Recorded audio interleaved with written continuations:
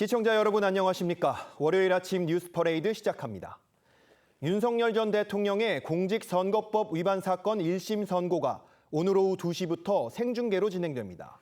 벌금 100만 원 이상의 당선 무효형이 확정되면 국민의힘은 20대 대선 때 보전받은 선거비용 397억 원을 반환해야 합니다. 조윤정 기자가 보도합니다. 윤석열 전 대통령은 대선 후보 시절 건진법사 전성배 씨를 김건희 여사와 함께 만난 적이 없다고 했습니다. 배우자분과 같이 만나신 건 아니에요? 네, 그건 아니고요. 또 윤대진 검사의 형 윤우진 전 용산 세무서장에게 변호사를 소개한 의혹도 부인했습니다. 제가 굳이 변호사를 이렇게 소개할 위치도 아니고. 하지만 특검은 이 발언들이 허위 발언이라며 지난해 12월 윤 전 대통령을 재판에 넘겼고 서울중앙지법은 1심 선고를 내립니다. 특검팀은 국민의 올바른 판단에 영향을 미치는 허위사실 공표는 중대한 범죄라며 징역 2년을 구형했지만 윤 전 대통령 측은 인식과 기억에 비춰 성실하게 답했고 의도적으로 허위사실을 유포하지 않았다고 반박했습니다. 만약 윤 전 대통령이 선거법 위반으로 100만 원 이상의 형이 확정되면 소속 정당은 보전받은 선거비용 전액을 반환해야 합니다. 국민의힘이 20대 대선에서 보전받은 선거비용과 기타금은 397억 원입니다. 재판부가 중계방송 신청을 허가하면서 선고는 실시간 중계될 예정입니다. TV조선 조윤정입니다. 오늘 경남 통영시장 재검표가 실시됩니다. 6.3 지방선거 당시 엎치락뒤치락한 개표 상황을 보이다 결국 44표 차이로 강석주 시장이 당선됐는데 상대 후보인 천영기 전 시장이 제기한 선거 소청이 받아들여진 겁니다. 현재 선관위가 선거 부실과 투표율 조작 정황으로 신뢰를 잃고 있는 상황이라 오늘 재검표 결과가 더 주목됩니다. 윤재민 기자입니다. 지난 6.3 지방선거에서 경남 통영시장 선거는 불과 44표 차이로 당락이 갈렸습니다. 통영의 민심이 반으로 나눠져 있는 것 같습니다. 시민의 통합을 위한 노력을 해야 되겠다. 낙선한 천영기 전 시장은 지난달 17일 투표지 분류기 시스템에 문제가 있다며 당선 무효 소청을 제기했습니다. 선거 결과를 믿으라고 요구하려면 선거관리기관 역시 그 결과가 어떤 과정을 통해서 확인되었는지를 투명하게. 선관위는 기계 오류를 인정하지 않았지만 오늘 오후 2시 재검표를 진행하기로 했습니다. 무효표가 1,030표나 나왔는데 이 중 45표만 유효표로 바뀌어도 결과가 바뀔 수 있어 확인해 볼 필요가 있다고 본 겁니다. 오늘 재검표는 모든 투표용지를 일일이 확인하는 수개표 방식으로 진행됩니다. 선관위는 저녁 7시 이후 결과가 나올 것으로 보고 있습니다. 재검표 비용 1,900여만 원은 소청을 제기한 천 전 시장이 모두 부담합니다.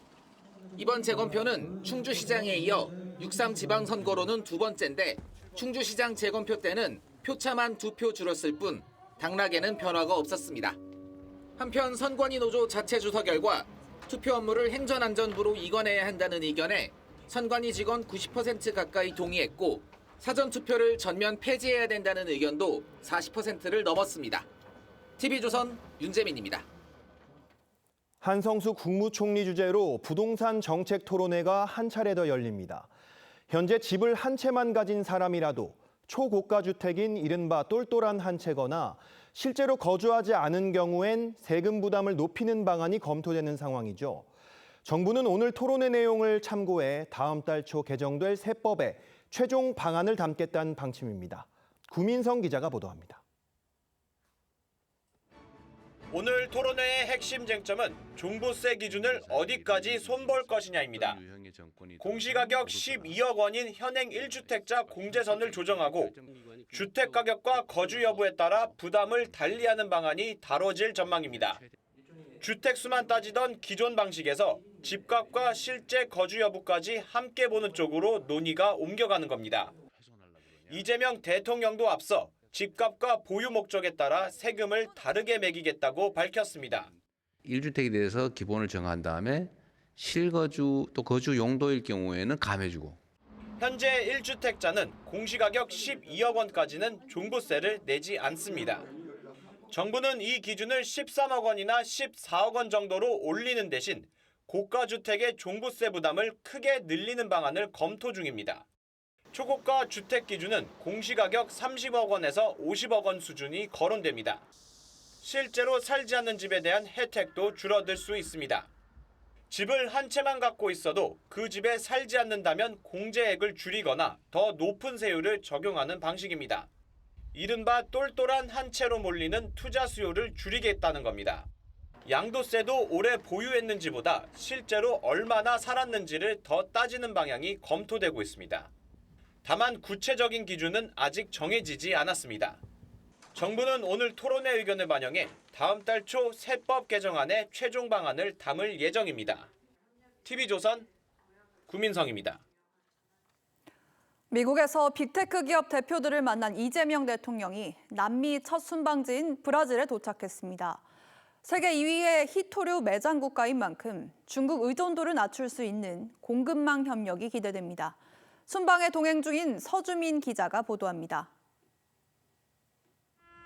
브라질의 수도 브라질리아에 도착한 이재명 대통령 부부가 공군 1호기에서 내립니다. 남미 3개국 가운데 첫 번째 순방지로 브라질을 국빈 방문한 이 대통령은 곧바로 공군기지 내에 전시된 C-390 수송기를 둘러봤습니다. 우리나라는 8,830억 원을 들여 브라질 엠브라에르사에서 만든 C-390 석 대를 내년까지 납품받을 계획입니다. 혹시 공중급유 있는 게 있을까요? Sim, ela é possível abastecimento aéreo, como uma das missões dela, com o kit de reabastecimento aéreo. 이 대통령은 한국 시간으로 오늘 밤 룰라 다시우바 브라질 대통령과 정상회담을 갖고 교역, 투자 확대와 산업 협력 방안 등을 논의할 예정입니다. 브라질은 히토류 매장량이 중국에 이어 세계 2위 국가입니다. 히토류를 무기화하려는 중국의 대체 국가로 주목받고 있습니다. 이 대통령은 앞서 외신과의 인터뷰에서도 AI와 첨단 제조업의 부상으로 남미 핵심 광물 분야의 전략적 중요성이 갈수록 커지고 있다고 평가한 바 있습니다. 브라질은 또 중남미 최대의 방산 시장이기도 한 만큼 군수 관련 분야에서의 협력도 기대됩니다. 이 대통령은 내일 상파울루로 이동해 동포 간담회와 한 브라질 비즈니스 라운드 테이블 행사를 주재하는 등 국빈 방문 일정을 이어갈 계획입니다. 브라질리아에서 TV조선 서주민입니다.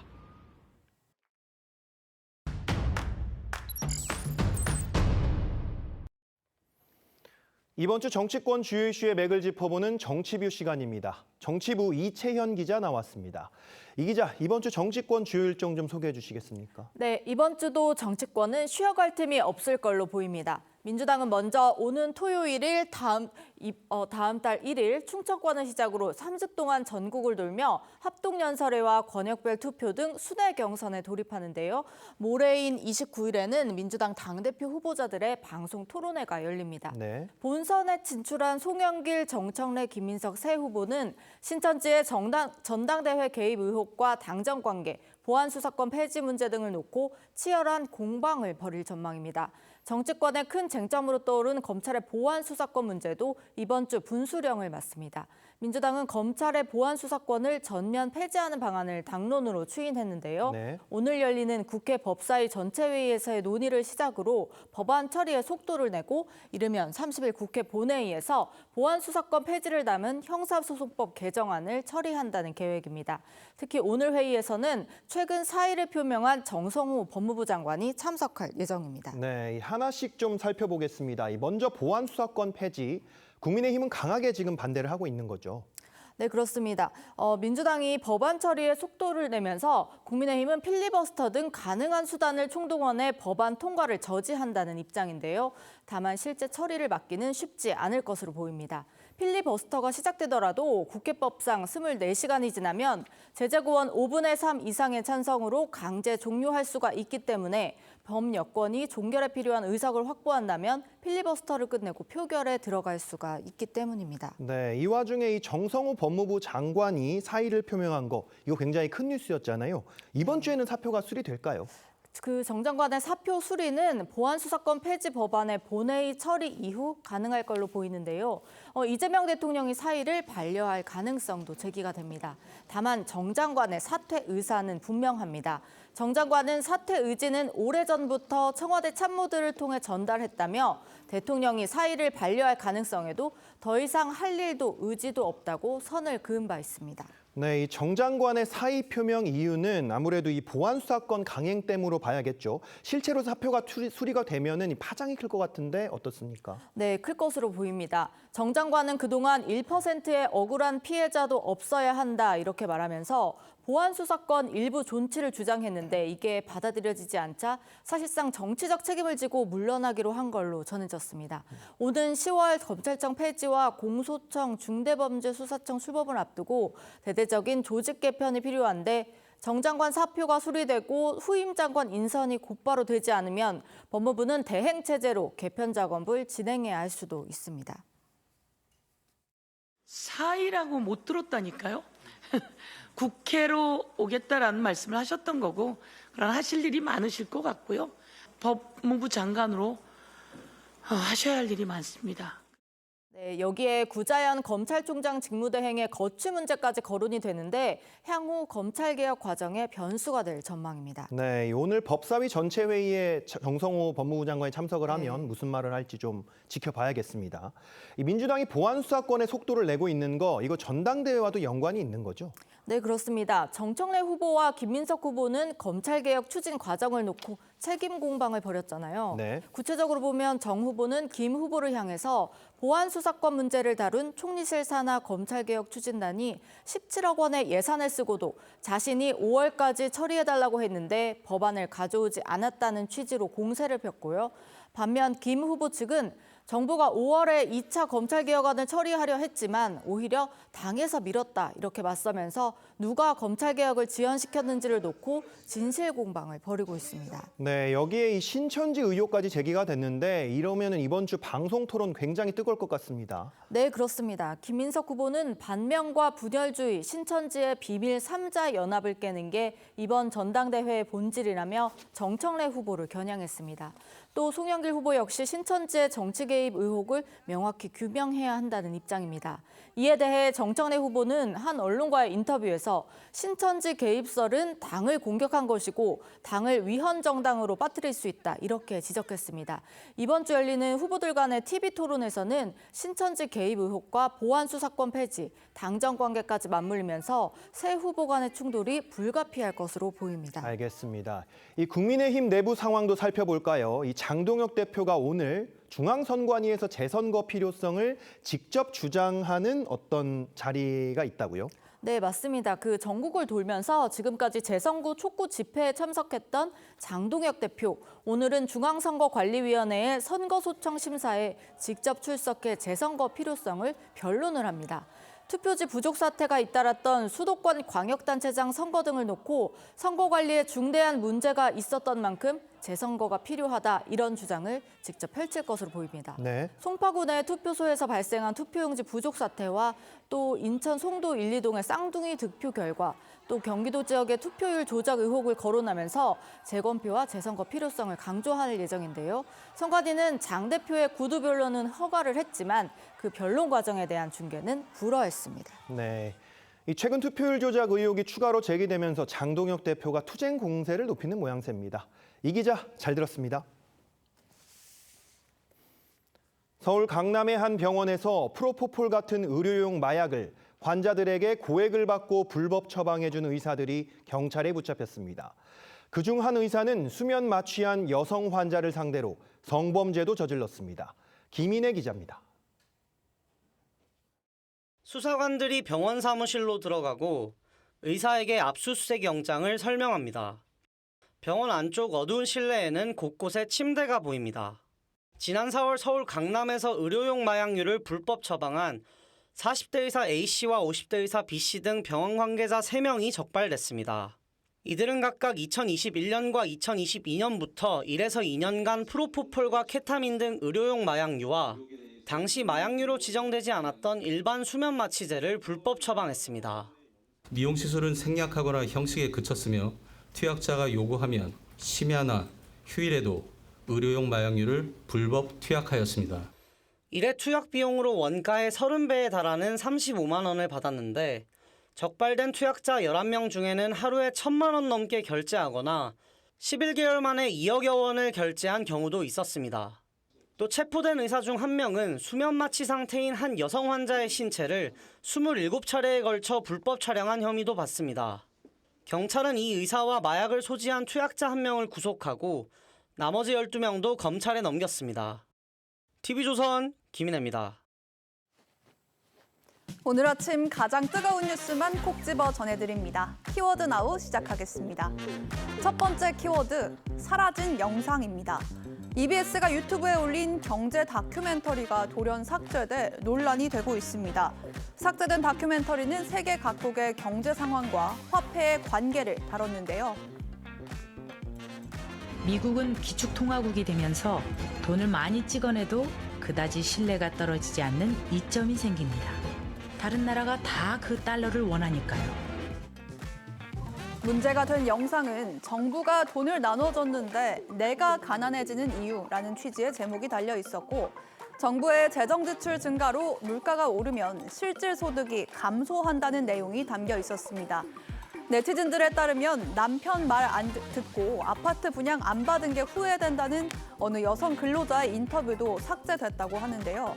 그러니까 인터뷰를 삭제한 재편집본을 올렸다가 이후에 아예 영상을 통째로 내린 겁니다. EBS는 별다른 입장을 내놓지 않았는데요. 영상이 사라진 이유가 뭔지 궁금합니다.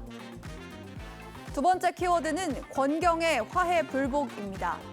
학교폭력 재판에 세 차례 불출석해 이른바 재판 노쇼로 의뢰인의 패소를 초래한 권경의 변호사를 상대로 제기된 손해배상 소송 파기환송심에서 양측이 재판부의 화해 권고 결정에 불복했습니다. 그분들하고 제가 연락을 끊어서도 안 되고 끊을 적도 없고요. 그리고 앞으로 계속 연락 이어가면서 제가 해야 될 일이 있으면 하겠습니다. 죄송합니다. 지금 권경에는 사법살인을 했습니다. 학교폭력 소송을 이렇게 망가뜨렸는지, 왜 가해자들한테 책임을 물을 수 없게끔 이렇게 만들었는지. 앞서 재판부는 권 변호사가 유족 측에 약정금 9천만 원과 지연 손해금 등을 지급하라는 화해 권고 결정을 내렸는데요. 권 변호사가 불복하자 유족 측도 정식 재판을 받기로 한 겁니다. 유족 측은 권 변호사의 잘못이 분명하게 기재된 법원 판결문을 받고 싶다고 밝혔는데 그 희망이 이루어질지 지켜봐야겠습니다. 세 번째 키워드는 초등학생 장래 희망입니다. 요즘 초등학생들은 커서 무엇이 되고 싶을까요? 지난해 기준 초등학생 희망 직업 1위, 바로 운동선수였습니다. 2위 의사에 이어서 3위는 교사를 제치고 크리에이터가 차지했습니다. 직업의 안정성보다는 재능을 뽐내면서 큰 부와 명예를 얻을 수 있는 직업이 갈수록 선호된다는 걸 알 수 있는데요. 한편으론 구체적인 희망 직업이 있다고 답한 초등학생이 2015년엔 91.3%에서 2025년엔 78.1%로 줄었다고 하는데요. AI 시대의 진로를 고민하는 어린이들이 많아진 것 같아서 안타깝기도 하네요. 지금까지 키워드 나우였습니다.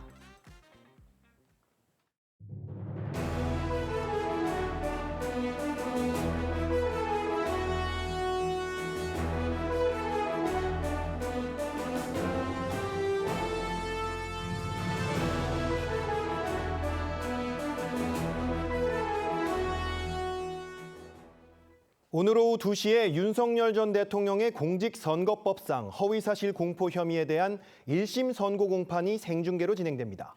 만약 벌금 100만 원 이상의 당선 무효형이 대법원에서 확정되면 국민의힘은 20대 대선 때 보전받았던 400억 가까운 선거 비용을 반환해야 하기 때문에 오늘 1심 결과에 촉각을 곤두세우는 분위기입니다. 조윤정 기자입니다. 윤석열 전 대통령은 대선 후보 시절 건진법사 전성배 씨를 김건희 여사와 함께 만난 적이 없다고 했습니다. 배우자분과 같이 만나신 건 아니에요? 네, 그건 아니고요. 또 윤대진 검사의 형 윤우진 전 용산 세무서장에게 변호사를 소개한 의혹도 부인했습니다. 제가 굳이 변호사를 이렇게 소개할 위치도 아니고. 하지만 특검은 이 발언들이 허위 발언이라며 지난해 12월 윤 전 대통령을 재판에 넘겼고 서울중앙지법은 1심 선고를 내립니다. 특검팀은 국민의 올바른 판단에 영향을 미치는 허위사실 공표는 중대한 범죄라며 징역 2년을 구형했지만 윤 전 대통령 측은 인식과 기억에 비춰 성실하게 답했고 의도적으로 허위사실을 유포하지 않았다고 반박했습니다. 만약 윤 전 대통령이 선거법 위반으로 100만 원 이상의 형이 확정되면 소속 정당은 보전받은 선거비용 전액을 반환해야 합니다. 국민의힘이 20대 대선에서 보전받은 선거비용과 기타금은 397억 원입니다. 재판부가 중계방송 신청을 허가하면서 선고는 실시간 중계될 예정입니다. TV조선 조윤정입니다.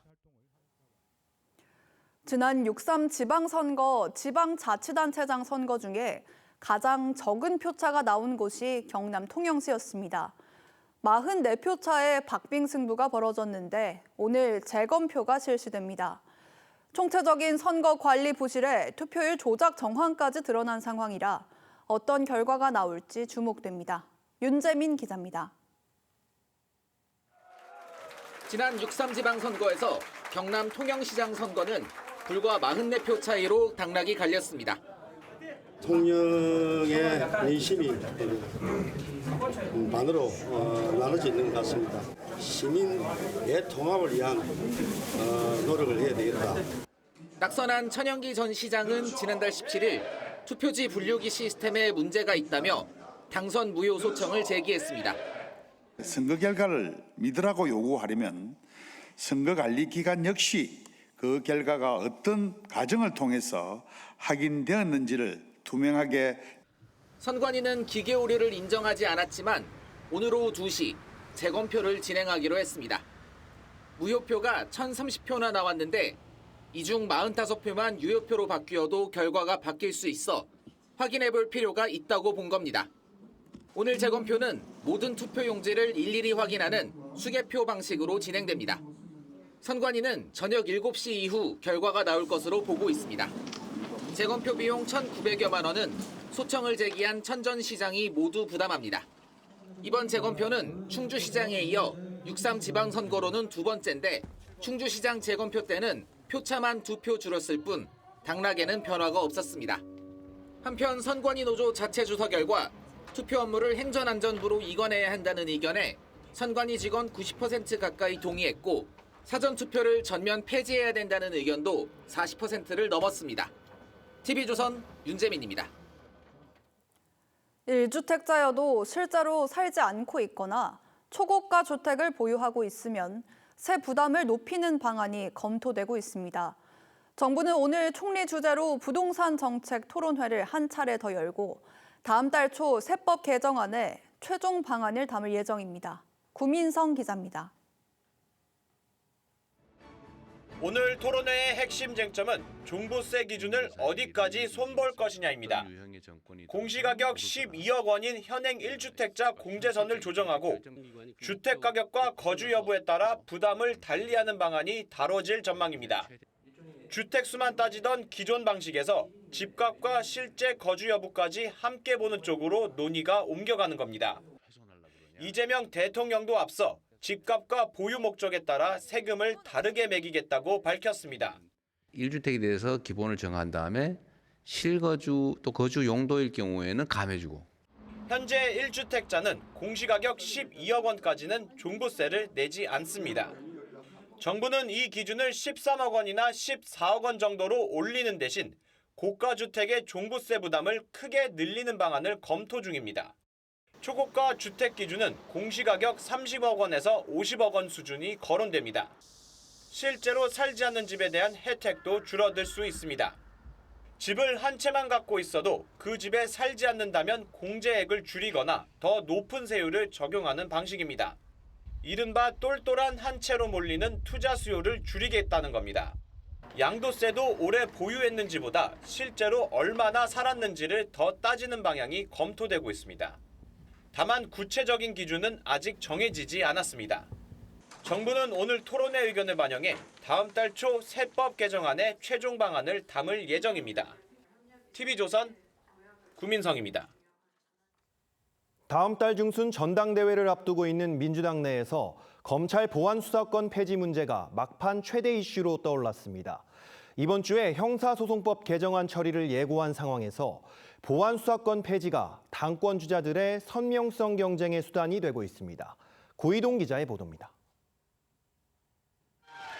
연이틀 전남 광주를 찾은 김민석 후보는 보안수사권 문제를 거론하며 대통령의 개혁성을 의심하거나 반개혁으로 음해하는 게 반명이라고 규정했습니다. 대통령에 대한 무도한 공격에 대해서 한마디도 못하는 것은 의무를 저버린 것이기 때문에 이것은 반대이다. 그러면서 5명을 뽑는 최고위원 선거를 거론하며 5대 0으로 가느냐 아니냐가 관전 포인트가 될 거라고 했습니다. 최고위원 후보 8명 가운데 5명이 친명계, 3명이 친청계 후보로 분류되는 가운데 친명계 후보 전원 당선의 필요성을 언급한 겁니다. 울산 등 PK를 찾은 정청래 후보는 소위 검찰개혁 추진 성과를 강조했습니다. 검찰개혁 여기까지 올 때까지 정말 힘들었습니다. 제가 빨간 배지를 그으면서 여러분들이 만족할 만큼 공소청법, 중수청법 통과시켰습니다. 정 후보는 언론 인터뷰에서 보안수사권 문제를 다룬 총리실 산하 검찰개혁 추진단이 17억 원을 썼다면서 5월 처리해달라고 했지만 법안을 갖고 오지 않았다고 했습니다. 당시 총리였던 김 후보를 향한 발언으로 해석되는데 두 사람은 과거 전력 문제 등을 두고도 충돌했습니다. 저는 총리로서 이거 기원할 거 5월 달에 끝내자 여러 번 얘기하는데 질질 끄고 누굽니까? 저는 공천 탈락에서도 탈당하지 않았어요. 민주당의 정체성인 개혁의 깃발을 가장 높이 들고 20년 동안 달려왔어요. 전북을 찾은 송영길 후보는 청년층과의 접촉에 주력했는데 민주당이 우리 2030한테 요새 어떻게 비춰지고 있습니까? 대통령을 흔드는 세력에게 당을 맡길 수 없다며 사실상 정 후보를 겨냥했습니다. TV조선 고이동입니다. 반대로 국민의힘은 여당의 보안수사권 폐지를 저지하기 위해 연일 총공세를 펴고 있습니다. 이재명 대통령 주재로 부동산 토론회를 했듯이 보안수사권을 두고도 공개 토론을 해야 한다는 제안까지 나왔습니다. 오는 목요일 관련 법안 처리가 예상되면서 저지를 위한 당력을 모아야 하는 상황이지만 내부 갈등 탓에 국민의힘은 단일 대오 형성에 애를 먹고 있습니다. 왜 그런 건지 변정현 기자가 보도합니다. 국민의힘 정점식 원내대표는 이재명 대통령을 향해 왜 보안수사권에 대해서는 말이 없느냐며 보안수사권 폐지가 본회의를 통과하고 대통령이 제2요구권마저 포기하면 정부와 여당은 동반몰락이라고 경고했습니다. 검찰의 보안수사권 폐지는 국민 안전과도 직결되는 문제인 만큼 이 대통령이 거부권을 행사해야 한다는 겁니다. 국민의 안전보다 강성 지지층의 환심을 앞세운 민주당의 입법 폭주는 어떠한 명분으로도 정당화될 수 없습니다. 오선 중진인 윤석열 의원은 보안수사권 폐지를 유예하고 이재명 대통령 주재 공개 토론에 붙이자고 제안했습니다. 오는 30일 국회 본회의에 형사소송법 개정안이 상정될 경우 국민의힘은 무제한 토론, 필리버스터로 대응한다는 방침입니다.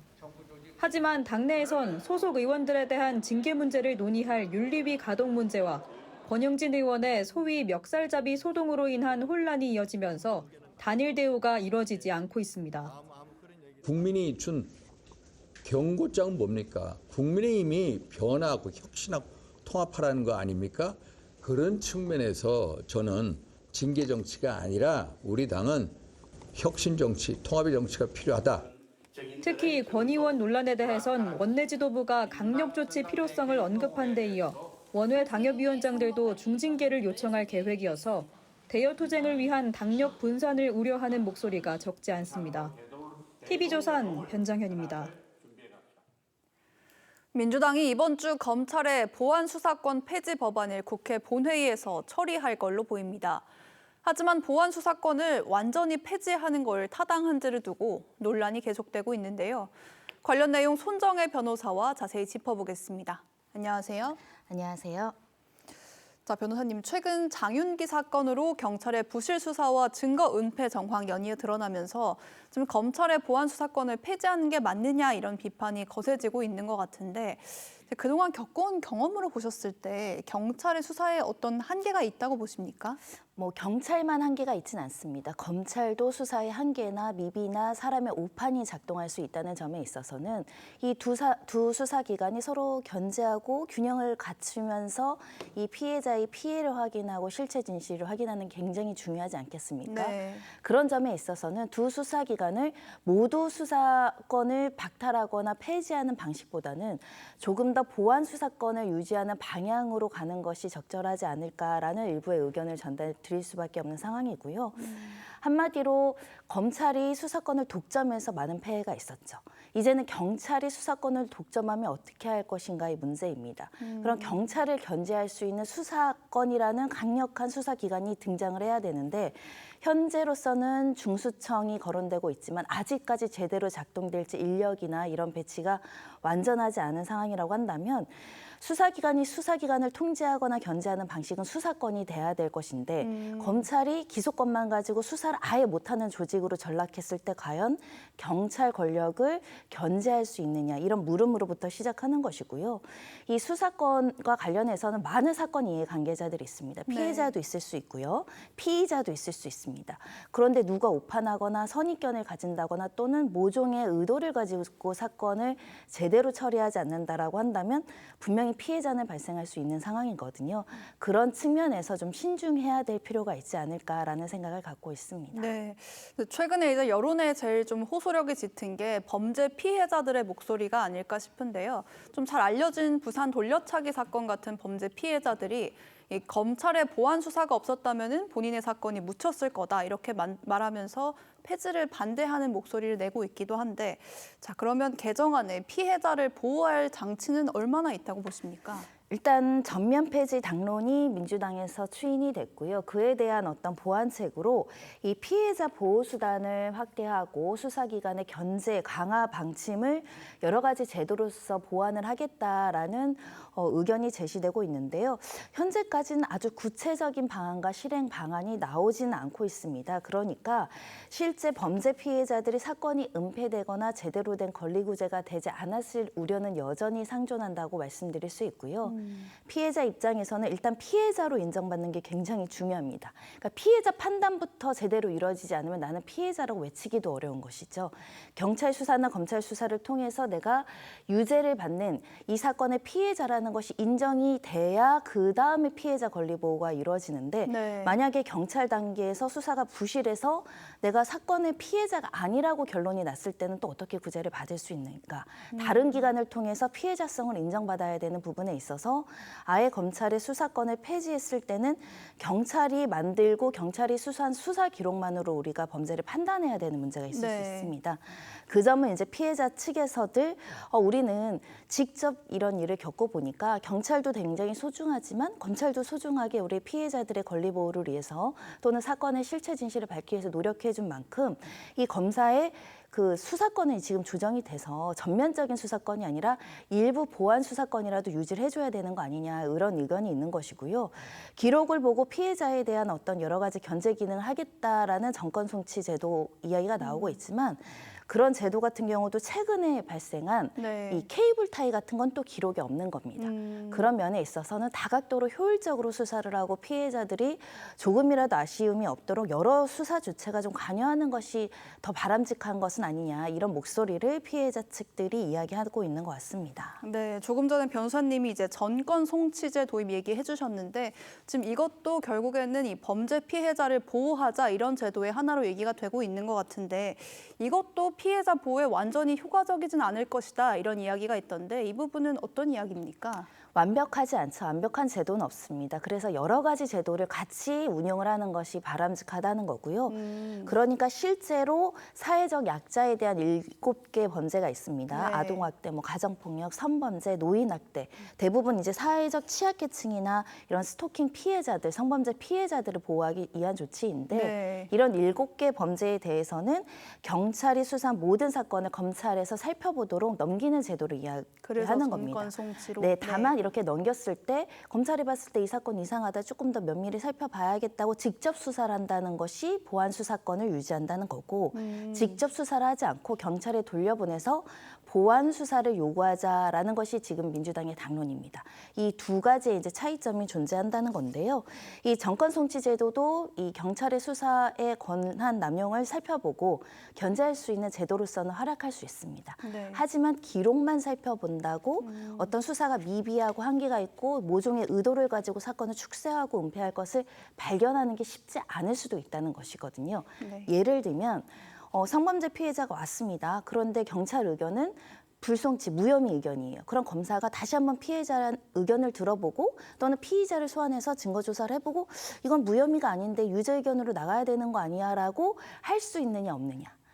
예, 이거 내가 직접 한다면 이건 직접 수사권을 유지한다는 거고 네. 경찰에게 돌려보내면 보완 수사가 되는 겁니다. 근데 만약에 경찰의 시각은 끝까지 무혐의라는 선입견에 갇혀 있으면 여기에 피해자는 약간 검찰에 가서 얘기할 수 있는 기회가 박탈된다는 측면에서 이 정권 송치 제도도 필요한 제도이지만 이것만으로는 한계가 있을 수 있기 때문에 만약에 이렇게 보완 수사권을 전면 폐지할 것이라면 좀 더 강도 높은 사건의 실체가 정확하게 밝혀질 수 있는 대안이 마련돼야 된다라는 네. 점을 말씀드리고 싶습니다.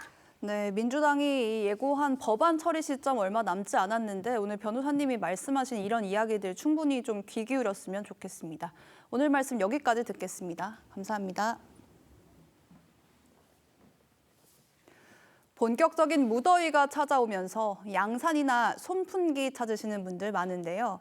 지난달부터 오메가 열돔에 갇힌 유럽과 중국, 또 일본도 폭염이 기승을 부리고 있는데 물을 뿌리는 우산에 인간 냉장고까지 등장했다고 합니다.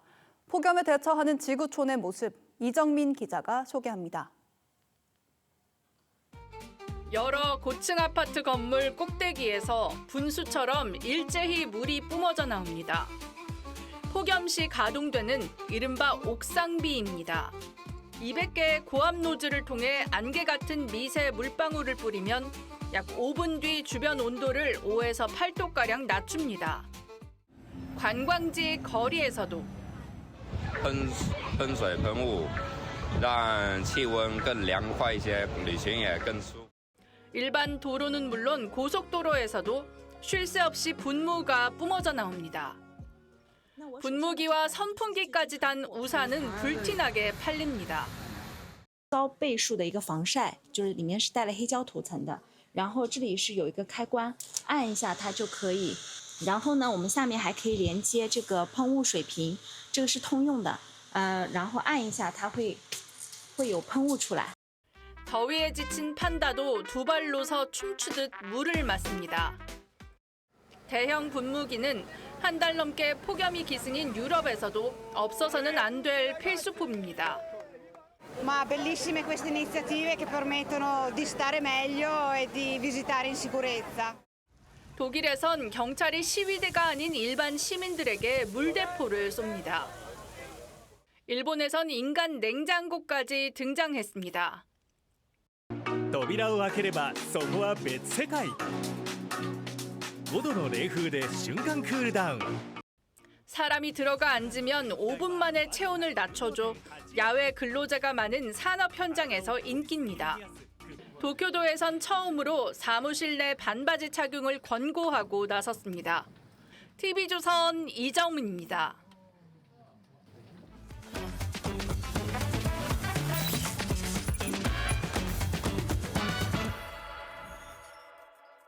안녕하세요. TV조선 AI 리포터 아이온입니다. 사람이 아무것도 하지 않았는데 건물이 먼저 움직이기 시작했습니다. 사람이 어디에 있는지 살피고 무엇이 필요한지 스스로 판단합니다. 단순한 공간이었던 건물에 두뇌가 생긴 겁니다. 스스로 생각하는 건물, 어디까지 왔는지 알아봅니다. 커피를 실은 로봇이 스스로 엘리베이터를 타고 사무실로 향합니다. 사람이 길을 안내하거나 버튼을 누르지 않아도 층과 층 사이를 자유롭게 이동합니다. 이 건물에서 일하는 로봇은 약 100대.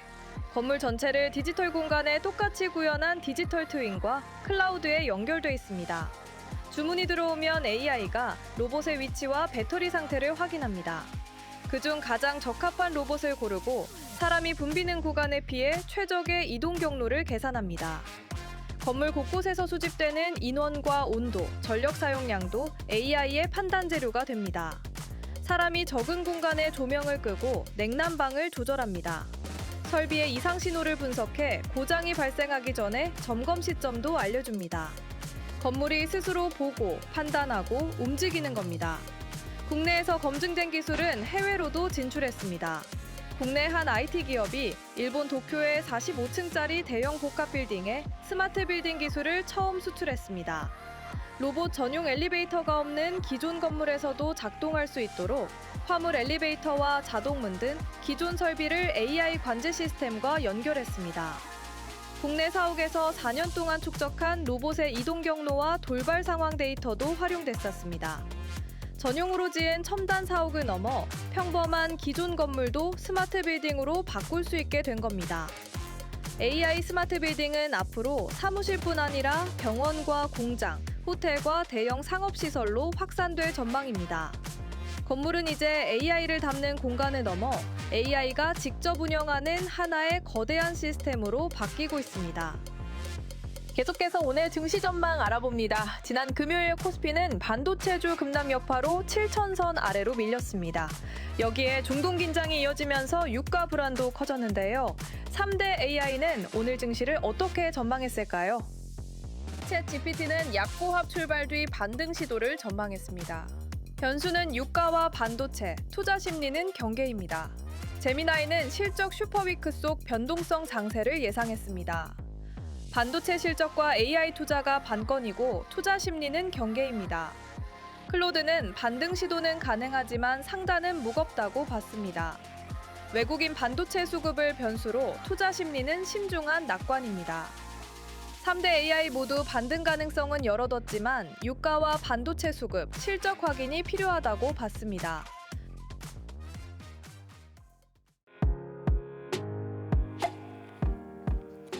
렌즈에 담긴 순간 그 의미를 짚어보는 시간이죠. 사진 기자가 선택한 아침의 한 장입니다. 오늘은 조선일보 사진부 오종찬 기자와 함께합니다. 안녕하세요. 오늘 함께 볼 사진 어떤 건가요? 네, 보령 머드 축제를 찾은 외국인 관광객들이 머드 풀장에 뛰어든 장면입니다. 본격적인 휴가철이 시작됐는데요. 충남 보령 대천해수욕장에서는 보령 머드 축제가 개막했습니다. 그 현장을 찾아가 봤습니다. 진흙 풀장에 뛰어들자마자 웃음보가 터졌습니다. 국적과 나이에 상관없이 참가자들은 머드 축제의 매력에 푹 빠졌습니다. 축제 현장에는 다양한 기구들이 설치되고 액티비티가 진행됐는데요. 축제에 사용되는 총 350톤의 머드는 보령 연안에서 매일 채취해서 축제장에 공급되고 있습니다. 네, 참가자들의 표정 정말 즐거워 보이는데요. 그런데 사진을 보니까 외국인 참가자들이 유독 많은 게 눈에 띄네요. 네, 보령 머드 축제는 한국에 사는 외국인들은 모두 찾아온다는 말이 나올 정도로 유독 외국인들에게 인기가 많은 축제입니다. 지난 2024년에는 외국인 방문객 숫자가 82,500명에 달했는데요. 외국인 방문객을 위해서 곳곳에 각 언어권별 통역 봉사자들을 배치하고 있습니다. 올해로 29회째를 맞은 보령 머드 축제는 다음 달 9일까지 이어질 예정입니다. 네, 지역에서 시작된 축제가 세계적인 축제로 발전하고 있어서 뿌듯한 마음도 듭니다. 지금까지 아침의 한 장이었습니다. 밤낮 없이 이어지는 무더위에 밤잠 설친 분들 많으시죠. 월요일 아침이 더욱 무겁게 느껴지셨을 텐데요. 오늘도 낮에는 폭염이, 밤에는 열대야가 기승을 부리겠습니다. 현재 전국 대부분 지역에 폭염특보가 발효 중인 가운데 영남과 전남 일부 지역에는 폭염 중대경보가 내려져 있는데요. 이들 지역을 중심으로는 체감온도가 38도를 넘어서는 극한 더위가 나타나겠습니다. 한낮에는 바깥 활동을 피해 주시고 수분 섭취 자주 해주시길 바랍니다. 사실상 장마는 끝이 났지만 오늘도 소나기 소식이 들어있어서 집을 나설 땐 우산 꼭 챙기셔야겠는데요. 중부와 경북 북부 지역에 적게는 5에서 많게는 60mm의 소나기가 지나겠습니다. 오늘 한낮 기온 살펴보면 서울 33도, 광주 35도, 대구와 창원 37도까지 올라 더위의 기세는 꺾일 줄 모르겠습니다. 내일도 중부와 경북을 중심으로 소나기가 내리겠고요. 계속되는 찜통 더위에 지치지 않도록 건강 잘 챙기시길 바랍니다. 날씨였습니다. 이상으로 월요일 뉴스 퍼레이드 마칩니다. 저희는 내일 아침 7시 40분에 뵙겠습니다. 고맙습니다.